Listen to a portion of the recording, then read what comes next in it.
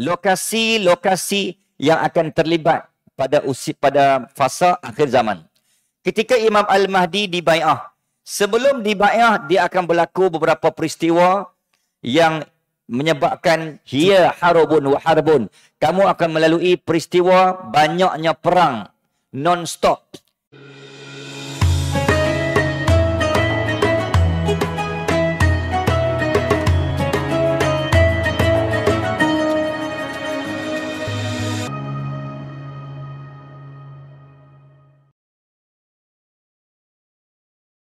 Alhamdulillah, syukur Allah Subhanahu Wa Taala. Allah menyambung dan menghubungkan kembali hubungan yang terputus setelah tidurnya kita semalam. An-naum minal maut. Ketiduran dan kelenaan itu adalah sebahagian daripada mati. Dan kenapa tujuan Allah mensyariatkan solat subuh pada setiap awal pagi, tidak pada waktu zuhur, tidak pada waktu tengah hari, petang maupun malam? Kerana subuh itu menandakan bagaimana Allah nak kita mencari dan menyambungkan setelah hubungan kita terputus. Tidurnya manusia semalam, zikir, Quran, wuduk, ingatan, kita sudah pun terputus pada Allah Azza wa Jal. Umpama sebuah pesawat yang nak berlepas take off daripada mana-mana landasan dan lapangan terbang. Setiap saat dan setiap detik, benda yang paling penting dalam sebuah pesawat bukan bodi kapal, bukan pilot dan bukan airport. Pada setiap penerbangan, pada setiap trip, pada setiap flight, benda yang paling penting adalah dipanggil dalam istilah penerbangan, dia panggil radar. Radar ni ataupun radar yang dikawal oleh CAAM, Civil Aviation, yang mengawal pengawal kawalan trafik udara. Menara yang ada pada setiap airport, dia kena mendapat laporan ataupun melaporkan keadaan dan kedudukan terkini. Jadi flight, tuan-tuan, bila dia take off, maka tanggungjawab utama pilot adalah melaporkan. Sallallahu alaihi Muhammad, dia ada satu hubungan, iaitu kita panggil radar. Radar ni adalah titik maklumat yang perlu dan wajib dilaporkan dari semasa ke semasa mengikut ketinggian, kelajuan. Kalau kita masuk dekat menara airport tu, dia akan ada satu monitor screen. Dan di situ ada satu titik. Dan titik tu akan bergerak. Menunjukkan bahawa di mana kedudukan flight itu. Bermula dari take off sampai dia landing. Bagaimana berlaku pada kejadian MH370. Bila berlepas, titik radar pesawat tiba-tiba hilang. Disconnection. Tiba-tiba tak dapat dikesan kerana hubungan radar terputus. Keadaan pesawat tak dapat dibantu, akhirnya mungkin terhempas dan terbabas. Kalau pesawat terputus hubungan dengan pusat menara kawalan trafik, tuan-tuan, maka tak dapat dibantu untuk di-landing, didaratkan. Maka begitulah manusia. Jika terputus hubungan dengan Allah, maka tak dapat diselamatkan untuk safe landing di dalam syurga. Tuan-tuan dan puan-puan, kita sambung perbincangan kita. Masih lagi berkisar tentang berita dan hal ehwal akhir zaman. Muslimin dan muslimat, Allah memberikan satu signal tentang akhir zaman ni adalah pada awal 3 surah yang pertama. Kalau saya tanya tuan-tuan, 3 surah pertama, the first 3 surah yang Allah telah turunkan kepada Nabi Muhammad sallallahu alaihi wasallam. Tuan-tuan dan puan-puan, surah pertama dia cerita tentang bangkit, iaitu cerita tentang Iqra. Iqra ni maksudnya apa? Allah nak suruh kita bangkit daripada kejahilan, kesesatan, kegelapan. Iqra Muhammad. The first task yang Allah bagi, task kepada Nabi Muhammad. The first task yang Allah task. The first task yang Allah task Nabi Muhammad. Tugasan pertama yang Allah sentuh ialah, hei Muhammad, kamu duduk di tempat yang serba gelap. Arak menyembah 360 tokong berhala. Keluarkan umatmu daripada kegelapan. Ajak mereka ambil tahu. Ajak mereka baca. Iqra. Nak Iqra tu kena datang. Kena baca. Kena ambil tahu. Maka seruan pertama, Iqra Muhammad. 1. Yang kedua, setelah 3 tahun tuan-tuan, Nabi Muhammad berada dalam keadaan sugul dan sedih. Kerana tiada wahyu yang diturunkan dalam tempoh 3 tahun. Menyebabkan Nabi rasa apa salah aku? Jibril tidak mendatangi aku. Sehinggalah tuan-tuan, after 3 years, then Jibril AS come for the next surah. Iaitu cerita tentang, Ya ayuhal mudathir. Cerita tentang, wahai Muhammad, kum fa'andir. Bangkit, ajak orang. Sampaikan seruan. Kum fa'andir. Warabbuka fatahhir. Dan seru manusia dengan menyucikan diri, membesarkan Allah Azza wa Jal. Maka seruan pertama Allah suruh kita, lepas kamu ambil tahu, Sallallahu Alaihi Muhammad, bangkit, ajak orang, berdakwah. So yang pertama, baca, ambil tahu. Yang kedua, dakwah. Ma makna dakwah? Dakwah itu ajak, bukan ejek. Dakwah itu seru. Dakwah itu puji, bukan keji. Dakwah itu terang, bukan serang. Dakwah itu sayang, bukan ancam. Dan puan-puan, Sallallahu Alaihi Muhammad, dakwah itu manis, bukan masam. Sebab tu panggil ustaz manis. Amboi. Panggil ustaz pahit pun tak datang. Panggil ustaz apa? Ustaz macam-macam lah. Nak apa lagi? Ustaz panggil ustaz manis pun. Sebab apa? Nak memaniskan jiwa-jiwa di pagi hari sebab bangkit kita confirm masam. Itu tuan-tuan dan puan, maka nak beritahu bahawa Allahumma salli ala sayyidina Muhammad, Allah panggil Nabi ini dalam berapa panggilan. Ya ayuhal muzammil. Itu nama Nabi. Wahai Muhammad. Panggil, ajak orang. 2. Yang ketiga, Ya ayuhal muzammil. Itu pun nama Muhammad. Ayuhal muzammil dengan ayuhal mudathir. Nama Nabi. Muzammil Allah kata, Qumil laila illa qalila. Bangkit, bersih dan sucikan hati dan diri. Jadi 3 seruan pertama itu menandakan inilah tata cara, inilah persiapan kamu untuk mengharungi akhir zaman nanti. Yang pertama kena ambil tahu tentang apa hal ehwal yang berlaku pada umat dari semasa ke semasa. Yang kedua, bangkit, ajak orang. Jangan jadi baik seorang-seorang. Kalau kita jadi baik seorang-seorang, kita panggil soleh. Tapi kalau ajak orang jadi baik, dia panggil musleh. Jangan masuk surga seorang-seorang. Mencurgakan satu taman. 2. Yang ketiga, ayuhal muzammil qumil laila illa. Bangkit, tinggalkan dunia. Sallallahu Alaihi Muhammad, cari Allah. Qumil laila illa qalila. Hidupkan malammu. Hubungkan hatimu pada Allah Azza wa Jal. Sebab tu sekali lagi jawapan kepada kenapa subuh disyariatkan selepas kita bangkit. Sebab Allah tahu semalam kita sudah terputus. Bangkit, cari Allah dulu. Tuan-tuan, pada zaman Khalifah Utsmaniyah, Sultan-Sultan dulu, Sallallahu Alaihi Muhammad, sekitar 1299 sampailah 1924 sebelum Turki jatuh. Sejarah Turki Utsmaniyah, tuan-tuan, Sultan dan Khalifah, dia tak akan masuk pejabat, dia tak akan mulakan kerja, dia tak akan pegang phone, dia tak akan buka laptop, mulakan kerja, selagi mana dia tak selawat 1000 kali. Ni Khalifah zaman tu. Dan Khalifah Utsmaniyah, dia juga tidak akan memegang, berbicara dengan manusia, selagi mana dia tak mulakan paginya dengan Quran. Sebab tu Allah menjaga, tuan-tuan, kerajaan Utsmaniyah adalah kerajaan yang paling memiliki ruh Islam. Sebab tu Allah pegang kerajaan itu selama 625 tahun menguasai dan memimpin dunia. Kerana kerajaan yang ada ruh, pemimpin yang ada ruh, khalifah yang ada ruh, menyebabkan Allah jaga dan Allah pegang selama 600 tahun. Dahsyat tak dahsyat? Muslimin dan muslimat rahimakumullah. Okey, itu cerita tentang seruan bangkit. Yang kedua, kita masih berada dalam gelombang akhir zaman. Bila gelombang, tuan-tuan, dia umpama ombak, pasang surut. Kadang dia kuat, kadang dia perlahan.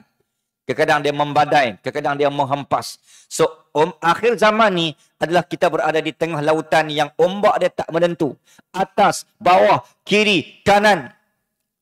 Dan kita bagaikan berada di tengah lautan ni. Umat akhir zaman ni umat yang badainya, yang ombak yang sedang menghempas kiri, kanan, atas, bawah, utara, selatan, timur dan barat, ku jejaki. Itulah Ustaz Manis, kalau nak kenal. Trademark tu kena ada. Jadi tuan-tuan, kenapa kita berada di... Sahabat bertanya kepada Rasulullah, apa ciri-ciri umat akhir zaman? Ciri-ciri umat akhir zaman, tuan-tuan dan puan-puan. Tadi saya kata kita bagaikan berada di tengah samudera yang badai ombaknya menghempas. Kiri kanan attacking kita. Terus ke mana tempat nak berpaut ni? Kita mencari tali. Tuan-tuan muslimin dan muslimat Allah, kita kalau duduk di tengah lautan ataupun sungai yang mengalirnya arus deras. Kalaulah orang yang waktu tu kalau dihulurkan emas, intan, permata. Kalau diberikan emas permata, kita takkan pilih intan dan permata waktu tu. Betul tak? Bagi sejuta pun waktu tu tak bermakna bagi kita. Yang kita hanya cari, kita nak cari kayu, galah, tali yang boleh menyelamatkan kita ke daratan. Ni tengah nak hanyut ni, nak karam ni. Masih lagi duduk sembang bab politik, masih lagi sembang masih jawatan tentang harta dunia. Bukan masanya. Sekarang cerita tentang bagaimana nak selamatkan orang yang tengah di lautan. Hulurkan tali. Hablu minallah wa hablu minal iman minal insan. Hablu minan nas, hablu minallah. Waktu inilah kita perlukan hubungan berpegang pada tali Allah Azza wa Jal. Tali itu yang penting. Muslimin dan muslimat Allah. Maka umat akhir zaman ni umat yang hampir terputus talinya dengan Allah. So tali itu kena hubung balik. Sallallahu alaihi wasallam.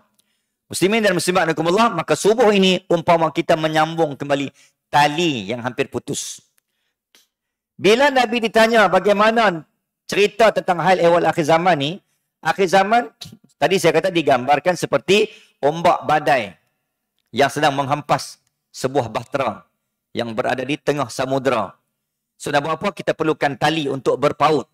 So sekarang kita kena berpaut pada ilmu yang jernih. Ada 3 ilmu yang perlu kita berpaut, kata ulama akhir zaman. Yang pertama, aqidatut tauhid. Pastikan akidah kamu jernih, bersih, putih, tidak bersandar kepada mana-mana akidah selain daripada manhaj al-sunnah wal jamaah. Satu. Yang kedua, fiqh, manhaj, fiqh kamu. Kalau kita mazhab Imam Asy-Syafi'i, sallallahu alaihi Muhammad.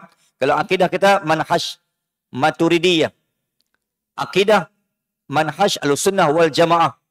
Tuan-tuan dan puan-puan muslimin dan muslimat, akidah tauhid, yang kedua mazhab Asy-Syafi'i, dan yang ketiga adalah akidah manhaj tasawuf. Imam Al-Junaid Al-Baghdadi, Imam Al-Ghazali. Maka ada akidah tauhid yang jernih, ada manhaj ahli fiqh, hukum fiqh yang kita berpegang. Sallallahu alaihi Muhammad, mazhab Imam Syafi'i yang bersih, dan juga tasawuf. 3 benda ni itulah ikatan persiapan akhir zaman. Dan yang keempat ulama kata ilmu al-fitan, ilmu persiapan akhir zaman. 4 ilmu itulah ikat hati dan diri kamu, jangan sampai terlepas oleh hanyutnya badai. Nabi kata ciri akhir zaman ni kamu akan dilanda satu gelombang yang namanya asyaddul bala. Asyaddul bala ni maksudnya ujian yang sangat berat, yang sangat dahsyat, yang tidak akan ada pada mana-mana umat. Kenapa? Zaman ni zaman yang semalam kita disebut dah, zaman yang tanah kita akan kembali dirampas. Satu. Zaman ni zaman hukum Islam dicabar. Zaman ni zaman umat mudah berbalah dan berpecah. Zaman ni zaman fitan, zaman fitnah. Fitnah datang dari perkataan fatana, fitan. Apa maksud fitnah ataupun fatan ataupun fitan? Maksudnya tarikan, gelombang, godaan, tolakan, goyangan, goncangan. Itulah maksud fitnah. Kita sedang ditolak dan kita sudah mudah bergoyang. Pagi beriman, petang kufur. Petang beriman, pagi kufur. So kita iman kita senipis kulit bawang. Sallallahu alaihi wasallam. Muslimin dan muslimat Allah. Maka sahabat ditanya Rasulullah, kenapalah umat engkau ni selepas kewafatan engkau nanti, umat akhir zaman ni umat yang paling berat diuji. Zaman kita bertemu dengan Dajjal. Zaman kita zaman yang dicatu makanan. Zaman kita zaman yang dicatu minuman. Zaman kita lah zaman PKP. Siapa ingat zaman tu? Ya Allah, indahnya kenangan zaman tu kan? Zaman PKP. Ayah-ayah masih ingat berapa lama kita tak solat Jumaat?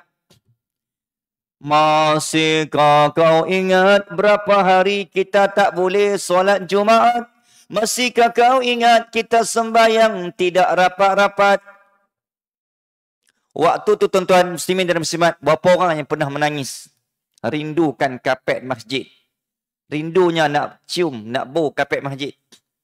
Ayah, berapa lama waktu tu kita tak solat Jumaat? 5 bulan. Fasa pertama PKP. PKPD. Oh, kenangan yang kalau boleh tak mau ingat. Tapi kena ingat jugalah kan. Dan kita solat berjarak 743 hari. 8 Mac 2020 sampai 1 April 2021.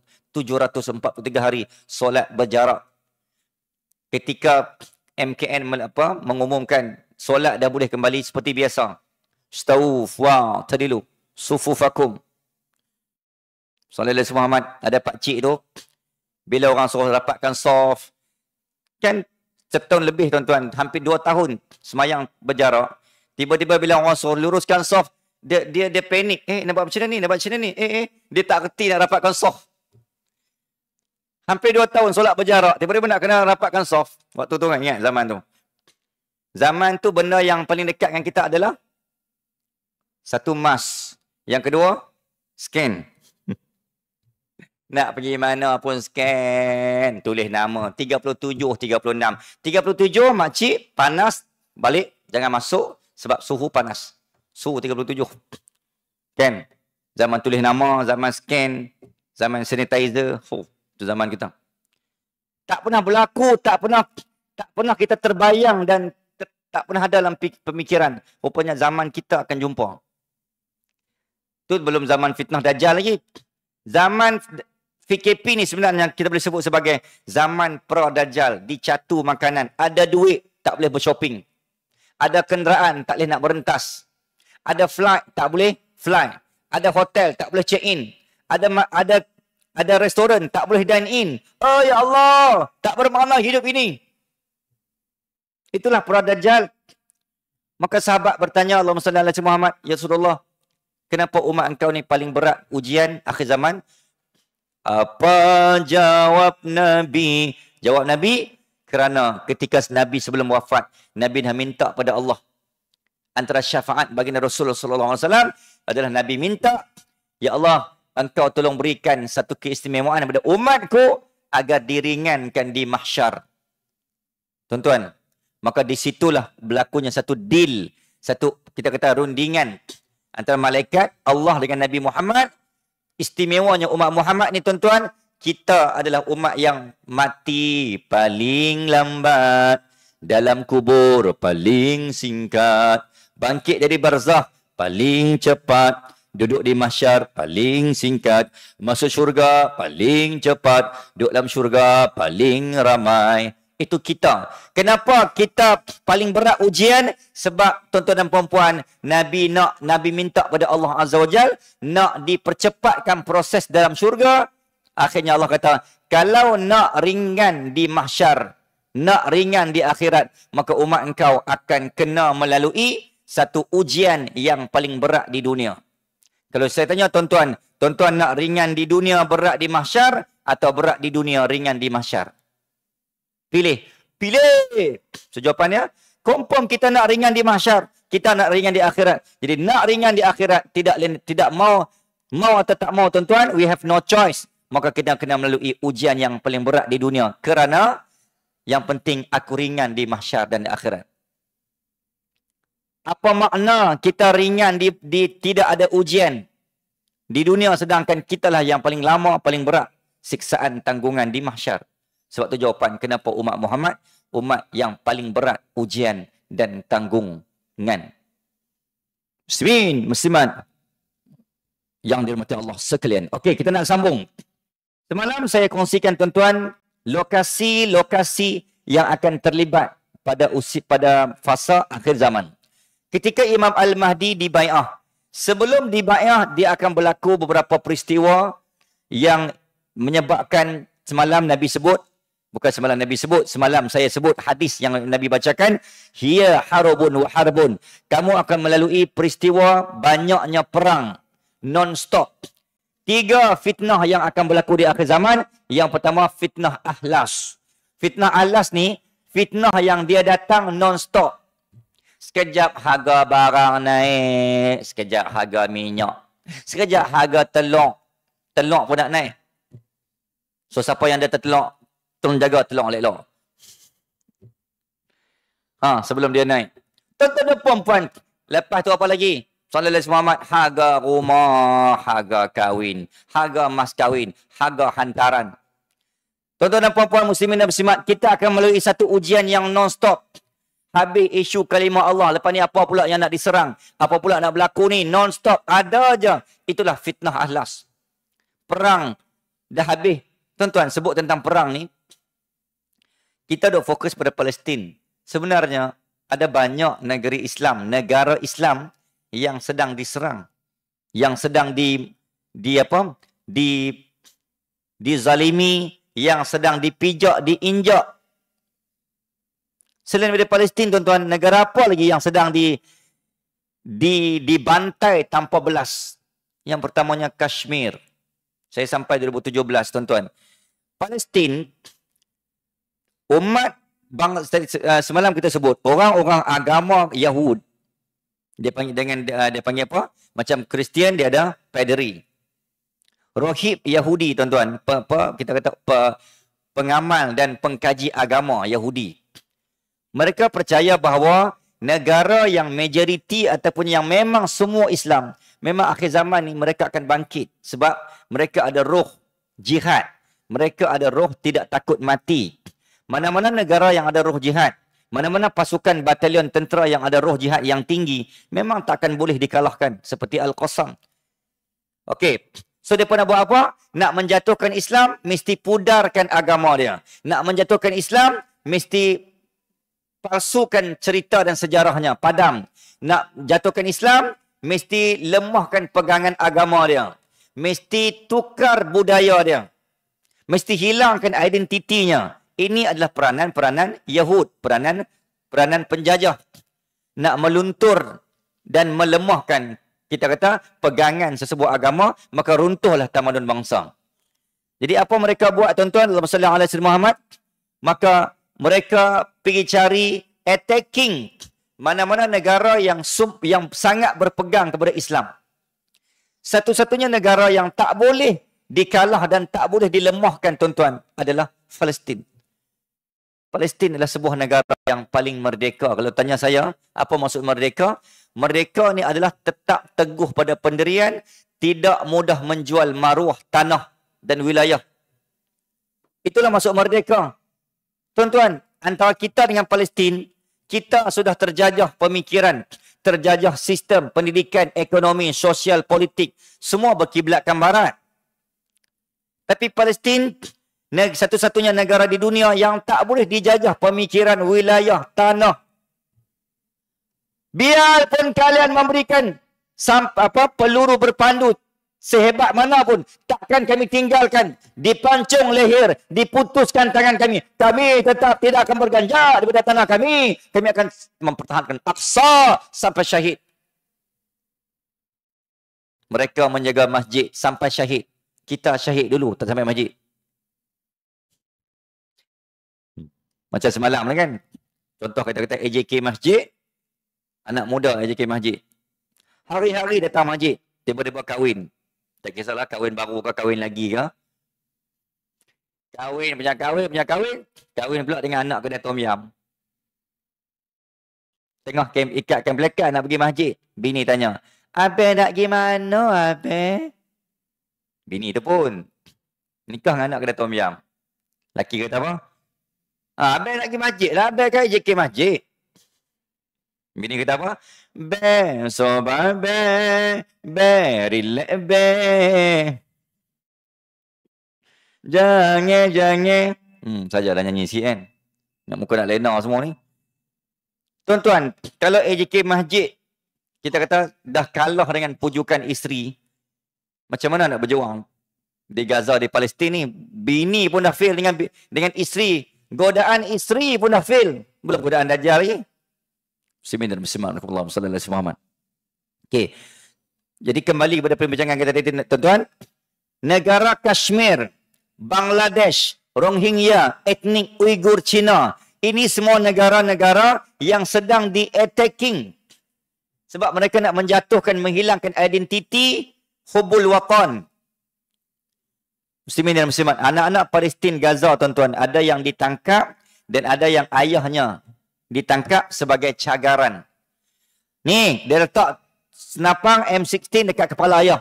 Kalau kamu nak kepala ayah kamu ni pulang, ayah kamu balik dalam selamat, maka diugut anak-anak muda Gaza, kamu kena jadi spy Yahudi.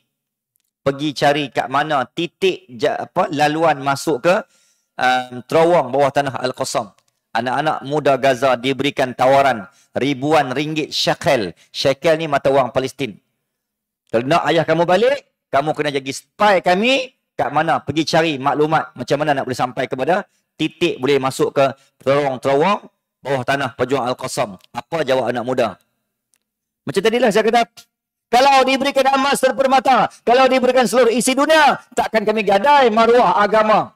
Mati tetap mati. Kami pilih untuk syahid. Daripada kami melepas dan menggadai maruah iman dan tanah air kami. Seorang anak darjah 2, tuan-tuan. Mak dia mati, ayah dia meninggal. Seminggu, beza seminggu. Macam mana anak nak hidup ni? Ayah dah tak ada, mak dah meninggal. Kita yang tanya, kita yang menangis. Tapi apa jawab anak Gaza, Palestin? Rafah, Dir al-Balah. Qala Allah Ta'ala fil Quranil Azim. Apa jawabnya? Wala taqulu liman yuqtalu fi sabilillahi amwat bal ahya'u walakin la tash'urun. Jangan sesekali kamu sangka, jangan sesekali kamu kata, jangan sesekali kamu duga orang yang mati syahid itu mati, bal ahya', bahkan mereka hidup. Anak-anak Palestin ni kalau ditanya macam mana nak hidup, kita tanya sembang, tanya sembang-sembang santai je, tapi jawapan dia level-level khutbah. Anak Palestin bagi jawapan level macam baca khutbah. Qala Allah Ta'ala fil Quranil Azim. Kita nak bersembang dia pun, tapi jawapan dia penuh jihad. Sebab tu tuan-tuan, jawapan soalan, kenapa Allah tak takdirkan kita menjadi rakyat Palestin? Siapa pernah terfikir? Kenapalah kita tak layak menjadi rakyat Palestin? Sebab subuh pun tak nampak muka. Tiba-tiba nak berjuang di Gaza. Kan? Kita dah fail. Kita dah syahid awal. So itu kita. Sebab tu kita ni, Allah kata, kamu ni hanya layak jadi orang Petaling Jaya je lah. Tak payahlah jadi rakyat Palestin. Rakyat PJ sudah. Sebab kita tak layak untuk level, kita tak sampai tu. Sallallahu alaihi Muhammad. 2 minggu lepas saya khutbah di Masjid Hospital Angkatan Tentera. Kan ada 41 rakyat Palestin kan dibawa oleh TUDM. Dengan menggunakan pesawat A400M dirawat dan direhat 41 rakyat Palestin bersama 87 waris. Jadi 2 minggu lepas saya diberi peluang dan peluang untuk masuk menyampaikan sedikit bantuan kepada rakyat Palestin. Sallallahu alaihi Muhammad. Sebahagiannya sudah pun baik dan bersedia untuk berada di transit untuk sebelum dikembalikan. Tuan-tuan, saya nak beritahu bahawa bila sembang-sembangan Palestin ni, inilah jawapan mereka. Walaupun diberikan kami layanan macam mana pun, kami tidak akan tetap. Kami tidak akan meninggalkan tanah air. Biar kami mati ketika kami mempertahankan tanah air. Itu beza mereka dengan beza kita. Sallallahu alaihi Muhammad.